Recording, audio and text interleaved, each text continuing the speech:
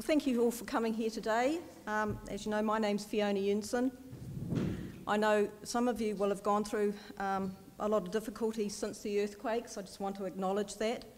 A lot of the previous presentations you've heard about slope stability hazards and the ongoing risk associated with those hazards. We've heard a lot of detail and we've had a lot of good discussion and generated by the questions. So today I want to outline how the Council proposes dealing with that ongoing risk across the Port Hills and across Banks Peninsula. I'm sorry, I just can't quite see the screen from here, but yeah. So this is an outline of what I'm going to cover today. But to begin with, I want to bring us back to the fact that this presentation is linked to the District Plan Review. A lot of what you've heard with these earlier presentations, either this morning or this afternoon, was general information, good background to dealing with natural hazards, the hazards themselves and the associated risk. What we're dealing with in the District Plan Review is one mechanism for addressing some of that risk.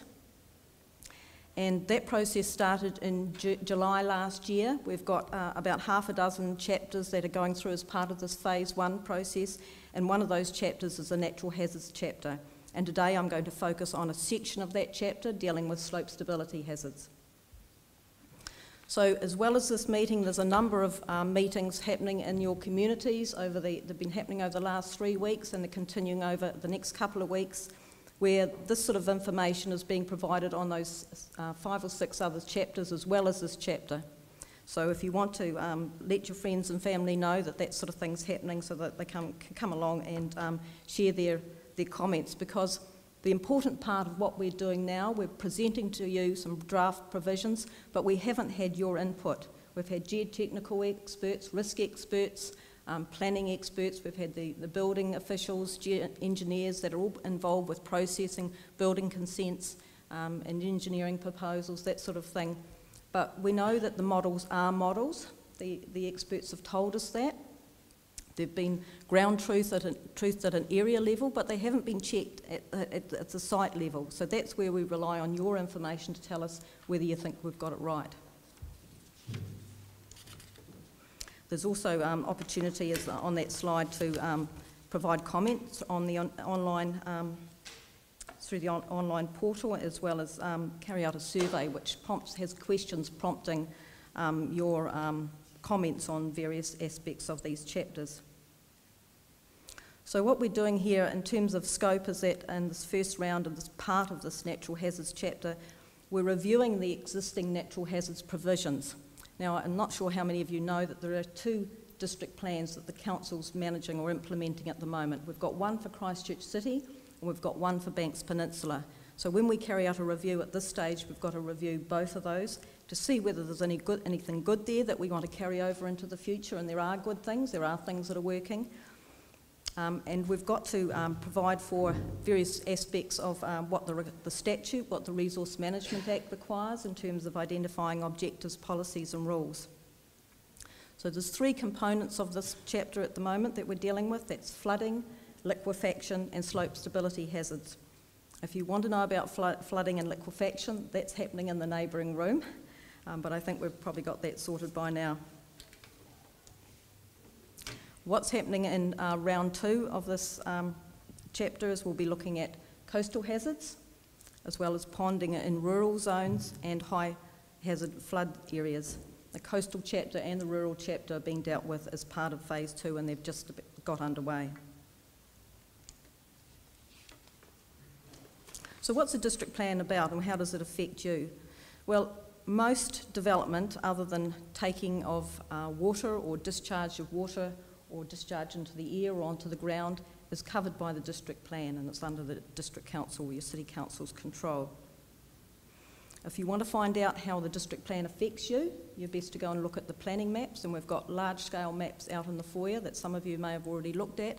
We've also got more detailed A3 sized planning maps that show the zoning proposed through the chapters we've covered this far in this first phase, and also the hazard management areas. So there'll be everything including flooding, ponding, liquefaction, as well as slope stability hazard.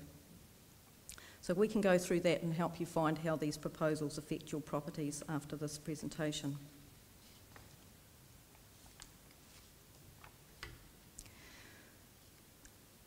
The approach taken with this district plan is that of listing activities.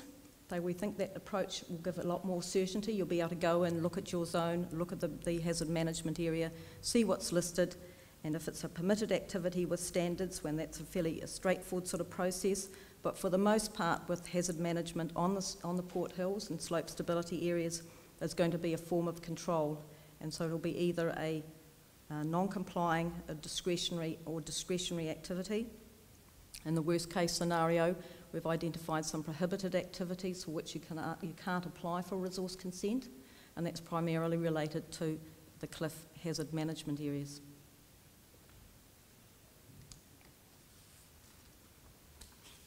So now we're into some familiar photographs that will be shown in quite a number of brochures and information that's available. You've heard a lot about slope stability hazards, and here are some more of the effects of them on the Port Hills. The challenges we faced in preparing this district plan is that we've got new technical information. It's a godsend, to use a word or a phrase, but it's also very complicated and technical and difficult to interpret and apply. At the same time, this information is being used by technical experts, including as council staff, to process building consents and to inform the repair and management, maintenance, planning and for infrastructure and being developed and repaired by the council. So we're gaining a lot of knowledge from the application of this technical information already. The Christchurch and Banks Peninsula plans were prepared in the 1990s. That's some time ago now. Some of that information, a lot of it is still relevant, but a lot of it hasn't been brought up to date with this new technical information that we've got and that we've gained over the last 3 years. During that period, we've also got new legislation and statutory documents prepared under that legislation, so we've got to take account of those documents when we're preparing a new district plan as well, and that involves primarily the Canterbury Earthquake Recovery Act, which overrides the Resource Management Act under which we prepare the district plan. There's also a recovery strategy prepared under that Act and a land use recovery plan. And together with these documents, we've also got a new regional policy statement, which gives quite strong direction on the management of natural hazards now.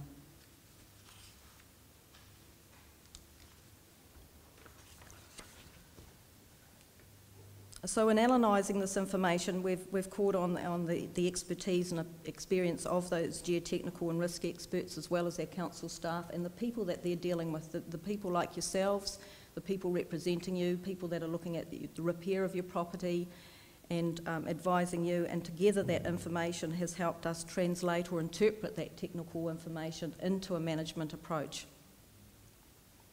Now, it's complex information, and so it's effectively calling for a fairly complex and controlled approach to management, and we are looking at increased management. So most development will require a resource consent approval on the Port Hills and into slope areas and hilly areas of the rest of the district into the future under these draft proposals. I emphasise that they are draft, and so we want your feedback on that, because we don't know whether we've got it right. I'm sure we haven't got it right in every situation. Another thing about having this management approach is a consistency of approach too. Like I said, our experts are using that information for processing building and resource consents at the moment, but there's a potential for some ad hoc interpretation, so putting this management into the district plan will ensure some better consistency.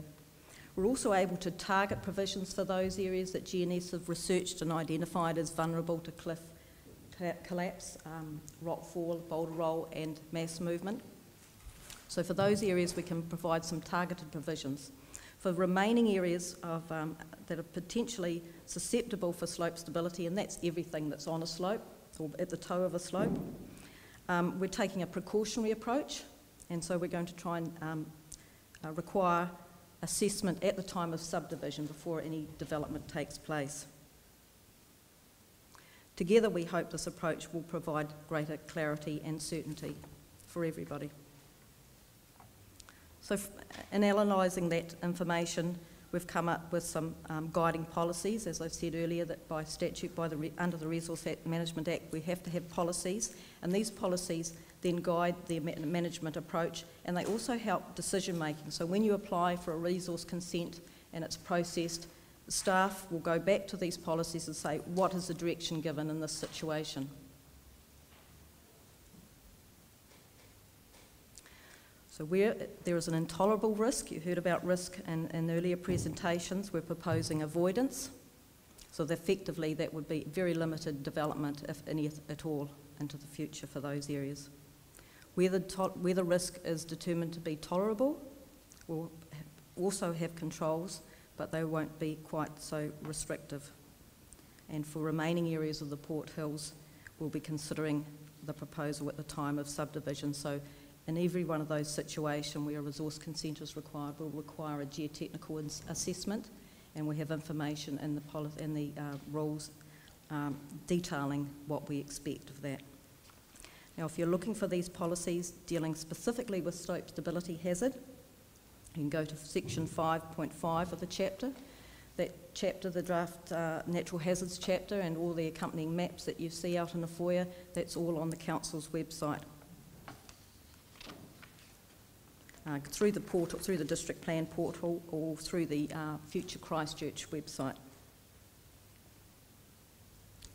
So in summary, what that means for you is in those areas where mapped areas that have been targeted in the GNS research, we've got a more restrictive approach. For the most part, resource consents are required for any type of development. In some situations, roads and repair of infrastructure is permitted, but of course that also has to comply with standards. In those situations where there's potential for catastrophic cliff collapse, we've got much more restriction on buildings and structures, so much so that we're proposing prohibition in those situations. Now, as I said earlier, that is a very restrictive approach. You can't apply for resource consent, and we only use it very sparingly.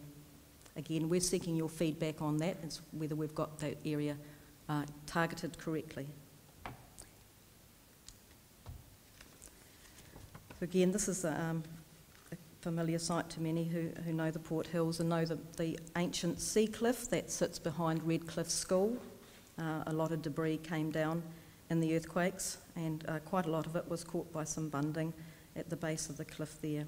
A similar event shattered a lot of peacock scallop close to Sumner Village, just to the west there, and also parts of McCormick's Bay and some of the old quarry sites around the city, and of course some of the cliffs around Banks Peninsula. The cliff collapse mechanism has been well described by previous presenters, so I'm not going to go over that now, but just use this diagram to help explain that the management area will take in some of the land at the top of the cliff and also some of the land at the bottom where it's anticipated through the modelling that debris avalanche will fall in the case of subsequent earthquake events. These cliff collapse areas are very difficult to mitigate, we've been told by the technicians, even at great cost. Much of the red zone covers this cliff hazard management area, but the Canterbury Earthquake Recovery Authority has applied a slightly different approach, as described by Peter Doolan earlier on, and so the modellings provided to us by GNS Science suggests that there are still some wider areas that need to be recognised and managed accordingly because of the risk. So this is a bit of a cluttered looking slide, but it summarises some of the key management proposals now that, and I want to emphasise in terms of prohibiting new building and structure, that doesn't affect the existing building insofar as you can still continue under existing use rights under the Resource Management Act to occupy dwellings. Of course, you know, there'll be situations where that's not possible because of the nature of the structure and those people that have got a Section 124 notice under the Building Act. That's another complication again.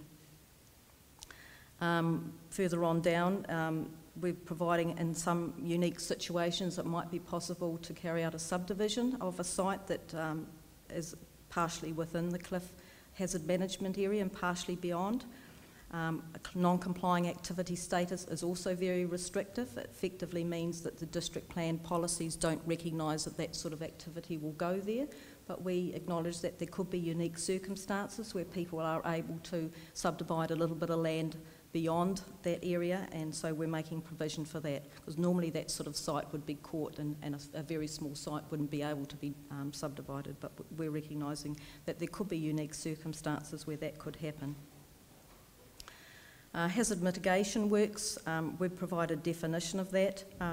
There was a question about rockfall protection works earlier, and I just wanted to say that one of the benefits of introducing that type of activity into the district plan, and it's not there at the moment, the only way we can effectively manage that type of activity is through our earthworks provisions at the moment, but by listing hazard mitigation works we can have that control and we can require monitoring and repair regularly, so we can have that. That's a disadvantage with, understand there's probably different aspects, I'm not sure that what Ian was talking about, but certainly that is, that we're trying to plug a little bit of a gap there, that we've got a bit more control over that sort of thing under the Resource Management Act. And we've got a definition of hazard mitigation works too that I can direct you to after this presentation. Rock hazard management, these again familiar photos to you of a rock leaping into the roof cavity there and embedding itself in the room of this building, or this dwelling. Now things get a tiny little bit more complicated here because we're actually looking at two rockfall hazard management areas. The first area, if you look at the diagram here, if you can imagine, the first area is very close to the rock source. Now the modelling we're using to inform that area is the same modelling that's been used by the Canterbury Earthquake Recovery Authority to inform its red zoning of rock areas subject to rockfall on the Port Hills. But we understand that the Canterbury Earthquake Recovery Authority has targeted residential building sites, and the modelling tells us that there are wider areas that are also subject to the same level of risk. And so the experts have told us, you know, you can't ignore this, you've got to recognise it and you've got to manage it, because you can't have people building there and not knowing about that risk. So we're identifying that area, and then further down slope, there's a little apron further on down where there's still identified further risk. It may be tolerable. The key difference between the two models informing both of these areas, and I don't want to get too complicated, but there has been some talk about occupancy, and so the model informing the Rockfall 1 deals with a 67% occupancy. That's 16 hours a day that people are occupying that. The advice to us is that we should go for 100% occupancy, because there can be elderly, infirmed mothers, caregivers home with small children that could be there 24 hours a day. And so by extending that variable, we take in a bit of an extra area below the Rockfall 1 area. And we make no excuses for taking that more conservative approach because of the life safety risk.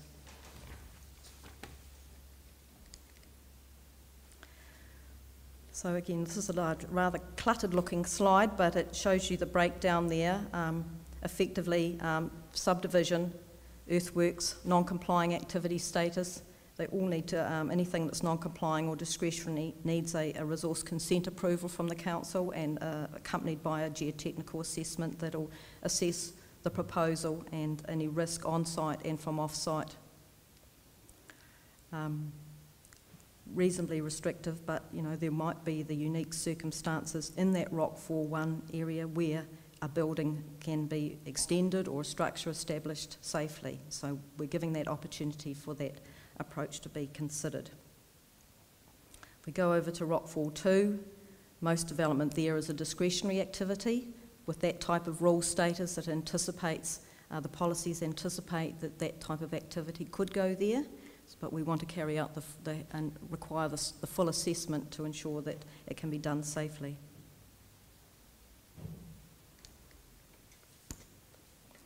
If photograph of mass movement with ground cracking and from the extension of the movement.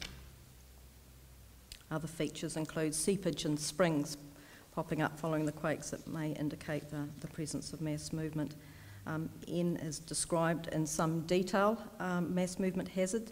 So all I'm going to say at this stage is say that the diagram on the right shows a more catastrophic type of mass movement where the underlying material has probably become fluid and moved very quickly and catastrophically to engulf dwellings and potentially inhabitants there as well. The other area to the left is a more gentle process. However, there's still potential. If you can imagine, you've got a dwelling at the top of the movement that can cause considerable damage to property and to infrastructure. So we're identifying two separate categories, 2 and 3, that are effectively represented by the diagram on the left there.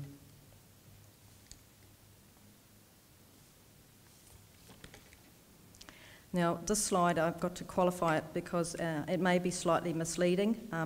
As both Peter and Ian have described, there is ongoing research on this mass movement 1 area, so it's changing almost every couple of weeks, and a new report is due at April, May of this year.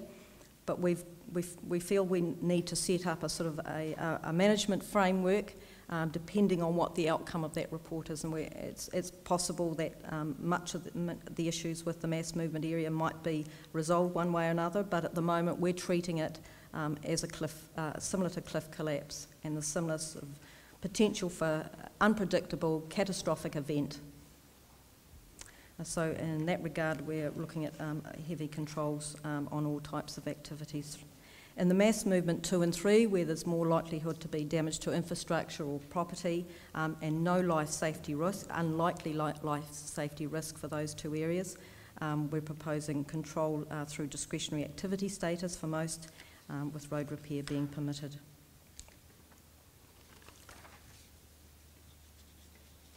Now, as has already been described, if there's a slope, there's potential for slope stability hazards.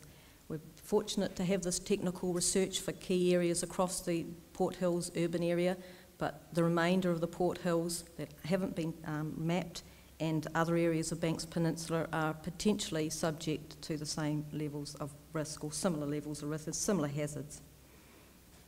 So we're proposing a restricted discretionary activity status at the time of subdivision. All subdivision requires resource consent approval under the Resource Management Act, but for this, because of the uncertainty, we're requiring a more restrictive approach.